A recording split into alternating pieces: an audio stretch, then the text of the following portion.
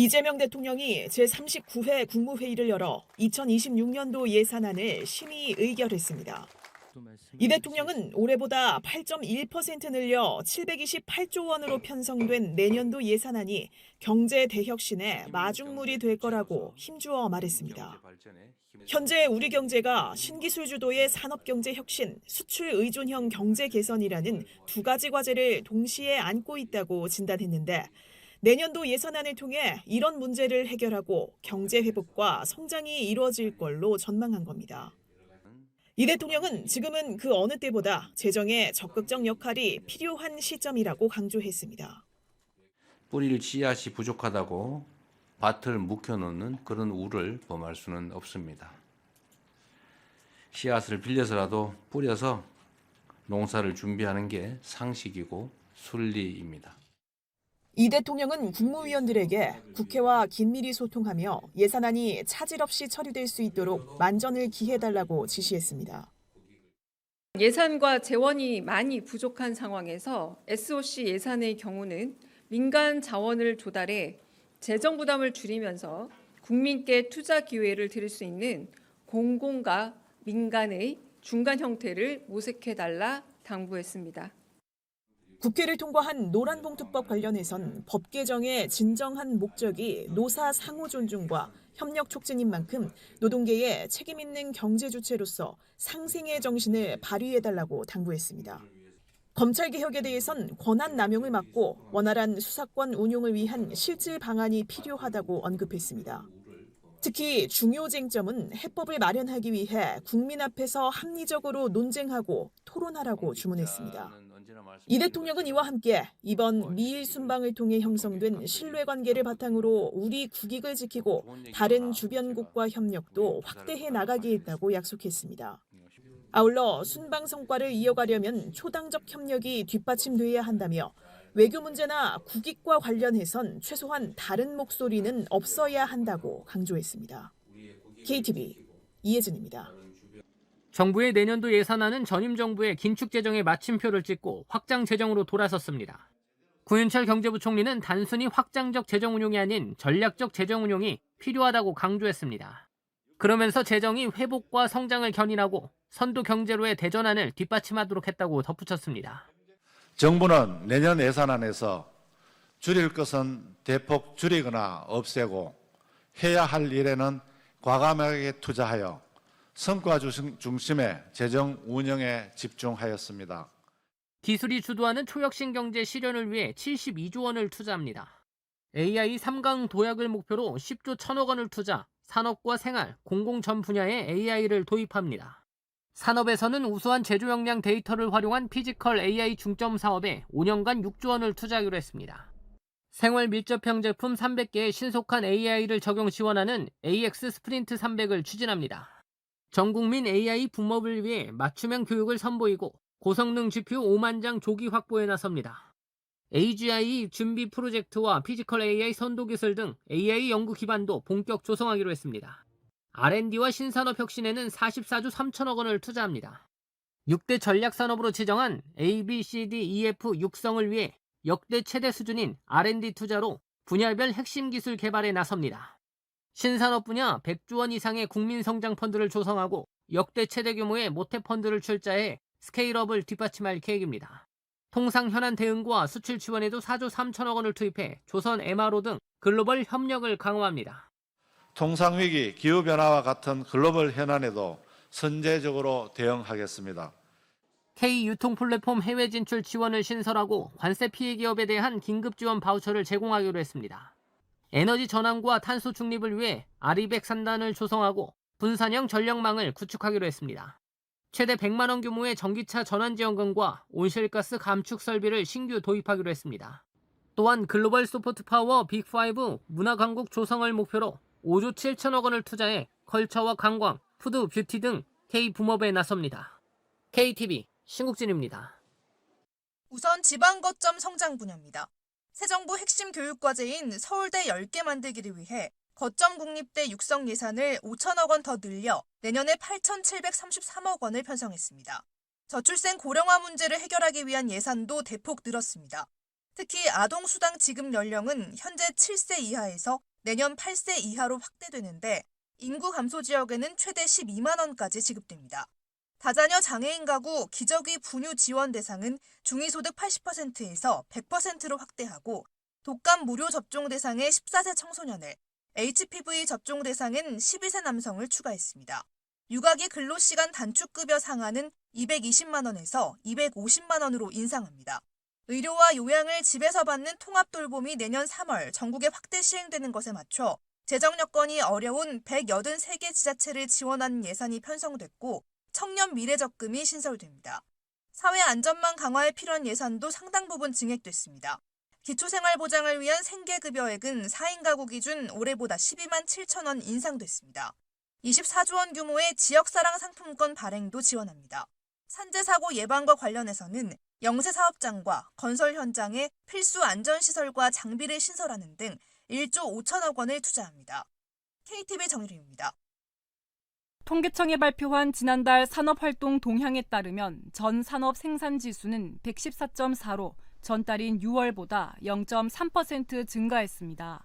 건설업은 생산이 줄었습니다. 광공업은 자동차가 줄어든 반면 전자부품 20.9%, 기계장비가 6.5% 늘어 0.3% 증가했습니다. 서비스업 생산은 도소매와 정보통신 등에서 늘면서 0.2% 올랐습니다. 이로써 생산은 두 달째 증가 흐름이 이어졌습니다. 상품 소비를 보여주는 소매 판매액 지수는 통신기기와 컴퓨터, 가전제품을 비롯해 음식료품과 의복 모두 늘면서 석 달 연속 오름세를 보였습니다. 전달보다 2.5% 증가했는데 29개월 만에 최대폭 증가율을 기록했습니다.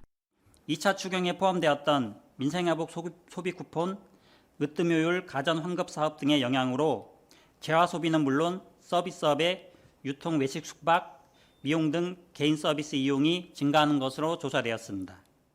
설비 투자는 운송 장비와 기계류에서 투자가 늘면서 7.9% 증가해 넉 달 연속 감소해서 5개월 만에 증가세로 돌아섰습니다. 다만 건설업 생산을 보여주는 건설기성은 건설 경기 불황으로 전달보다 1.0% 줄었고 1년 전과 비교하면 14.2% 감소했습니다.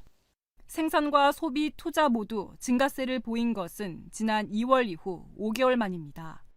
현재 경기를 보여주는 동행 종합지수 순환 변동치는 전달보다 0.1포인트 하락한 반면 앞으로의 경기 국면을 예측하는 선행 종합지수 순환 변동치는 0.5포인트 상승한 것으로 나타났습니다.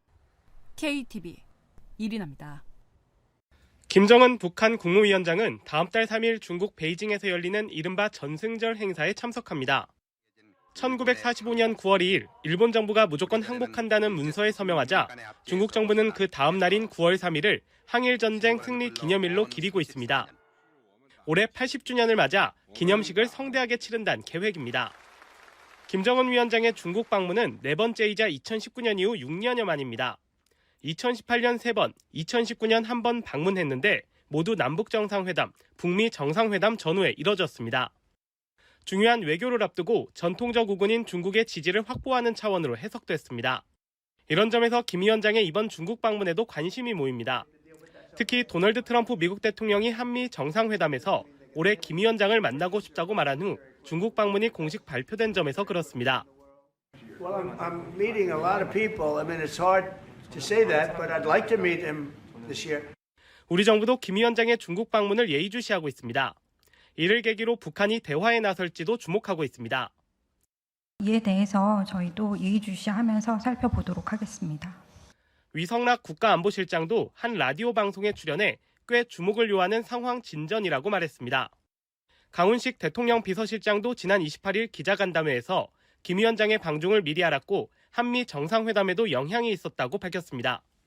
김 위원장이 외교 무대로 나서는 것에 맞춰 트럼프 대통령의 피스메이커 역할을 부각했다는 뜻으로 풀이됩니다.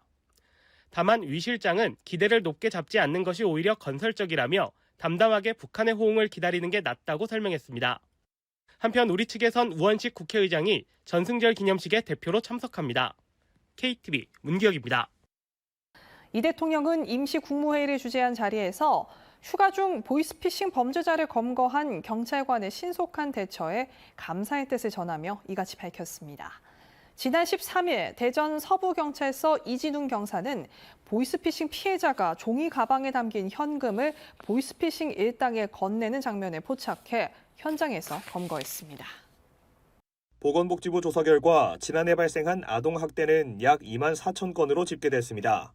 2023년 2만 5천여 건보다 4.8% 줄어든 수치입니다. 학대를 유형별로 살펴보면 정서적 학대가 거의 절반을 차지했습니다. 신체 학대와 방임, 성적 학대가 뒤를 이었습니다. 학대 행위자 중 가장 큰 비중은 부모가 차지했습니다. 전체 아동학대 사례 중 부모가 차지하는 비중은 84.1%에 달했습니다. 그 뒤는 부모의 동거인과 교직원 등 대리 양육자와 친인척 순으로 나타났습니다. 아동학대 사례 중 전체의 15.9%는 재학대 사례였습니다. 다만 아동학대를 당했다가 다시 1년 안에 피해를 본 아동의 비중은 소폭 감소했습니다. 학대 피해하던가 그 가정에 대한 사례 관리를 강화했고 재학대 위기 가정을 조기에 발견하고 지원하기 위한 방문형 가정회복 사업 늘리고 있는 상황이고 지자체, 경찰, 아동보호 전문기관이 합동 방문하는 것을 지속적으로 추진해온 결과라고 판단이 됩니다. 아동학대로 사망한 아동은 30명으로 집계됐습니다. 2023년 44명보다 14명 감소한 겁니다. 복지부는 아동학대 조기 발견과 중대사건 예방을 위해 교사와 의료인 등 신고 의무자가 적시에 신고할 수 있는 환경 조성이 필요하다고 강조했습니다. 신고 의무자의 신고 제도를 다시 살펴보고 신고 활성화 방안을 검토할 예정입니다. KTV 윤여석입니다. 식품의약품안전처가 지난해 식중독 발생 현황을 발표했습니다. 지난해 발생한 식중독은 모두 265건으로 1년 전보다 94건, 26% 줄어든 것으로 나타났습니다. 특히 기온과 습도가 높은 여름철, 식중독 환자가 집중된 것으로 분석됐습니다. 7월에서 9월 사이 발생한 식중독이 전체 환자 수의 절반을 차지했습니다. 지난해 전체 식중독의 주요 원인이 된 병원체는 살모넬라였습니다. 달걀 껍데기에 묻어있는 살모넬라 이한 식중독 건수가 58건으로 제일 많았습니다. 1년 전보다 20% 늘어난 수치입니다. 노로바이러스와 병원성 대장균으로 인한 식중독은 각각 37건, 24건 발생했습니다. 식약처는 살모넬라 식중독의 66%는 음식점에서 발생했다며 교차 오염을 막기 위해 식재료와 위생 관리를 철저히 해야 한다고 강조했습니다. 살모넬라균은 그 달걀 껍질 등에서 다른 식품으로 교차 오염이 될 수 있기 때문에 달걀 만진 후에는 비누 등을 이용해서 손을 깨끗이 씻고 다른 조리를 하시는 게 좋겠고요. 또 가열할 때 충분히 가열하는 것이 중요합니다.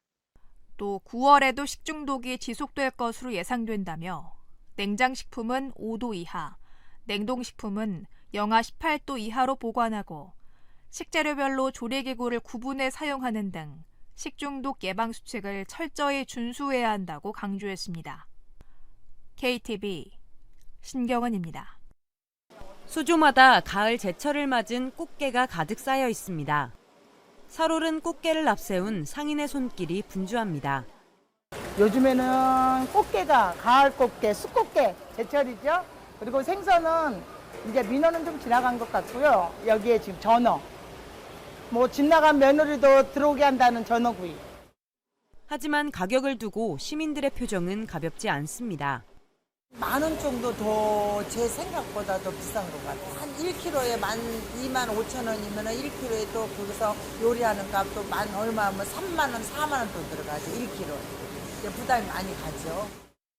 뜨거워진 바다로 인한 폐사 피해로 광어나 우럭 같은 양식 어종의 가격은 더 뛰었습니다. 지난 7월 광어 도매가는 킬로그램당 18,875원으로 작년에 비해 2,000원 이상 올랐습니다. 우럭 도매가도 작년보다 약 9.8%가 올랐습니다. 정부가 현장을 찾아 수산물 물가를 점검했습니다. 전재수 해양수산부 장관은 점포를 돌아보며 물가 동향을 살피고 오징어는 요새 좀 괜찮습니다. 이게 또 안 잡힐 때도 있지 않습니까? 고수온으로 인한 피해는 없는지 수급 상황을 점검했습니다. 위기가 촉발시킨 위기로부터 우리 수산업을 지키고 우리 시민들이 수산업을 싱싱한 수산물을 값싼 가격에 안심하고 드실 수 있도록 수산업 혁신을 촉진을 시키도록 하겠습니다. 전 장관은 이후 간담회를 열고 기후변화 대응과 수산업 위기 등에 대한 논의에 나섰습니다. 이번 집중호우로 큰 피해를 입은 경남 합천의 한 마을. 현재 80% 정도가 복구된 상태입니다. 최근 고향사랑 기부를 통해 회복에 보탬이 되려는 손길이 늘고 있습니다. 고향에 수해가 많이 입어가지고 계경 합천군 향후에서 의원금을 거출을 했습니다. 1,500만 원을 합천에 내려가서 지자체에서는 기부제를 통한 긴급 모금도 진행 중입니다. 10월까지 받은 모금액은 남은 복구 작업에 사용됩니다. 8월 28일 기준으로 해서는 이제 3억 5천 이제 100만 원 정도 되는데 7월 달에 호우 때문에 이제 특별히 이제 지정 기부를 이제 받은 금액이 이제 포함된 금액이고 고향사랑 기부제는 자신의 주소지를 제외한 다른 지역에 기부하는 제도입니다. 지자체는 재정을 확보하고 기부자는 세액 공제 혜택과 지역 특산물을 활용한 답례품을 받을 수 있습니다. 올 상반기까지 집계된 전국 기부금은 약 349억 원입니다. 전국 각 지역에선 9월부터 답례품 품목을 늘리는 등 다양한 행사도 실시합니다. 전남 영암은 1일부터 10만 원 이상 기부자에게 무화과 1kg을 증정하고 전북 무주는 14일까지 반딧불 축제 티켓 추첨 행사도 진행합니다. 경남 창원은 야구 홈경기 할인 티켓을, 경북 영주는 민간 숙박업체와 제휴한 할인 쿠폰을 제공합니다. 충남 예산은 올해 답례품에 사과, 약과 등 3종을 추가했습니다. 한편 정부는 7월 세제 개편을 통해 20만 원 이하 기부금에 대한 세액 공제율을 기존 15%에서 40%로 늘리기로 했습니다. 이에 더해 기부 주체를 개인에서 법인까지 확대하는 방안도 추진하고 있습니다. 세액공제 범위 확대와 같은 세제 혜택 강화 방안을 준비 중입니다. 뿐만 아니라 법인 기부 등 이제 제도 개선을 검토하고 있습니다. 기부 참여는 고향사랑 이음 누리집에서 할 수 있습니다. KTV 최유경입니다. 김민석 국무총리는 오는 10월 경북 경주에서 개최되는 에이펙 정상회의 준비 상황을 현장 점검했습니다.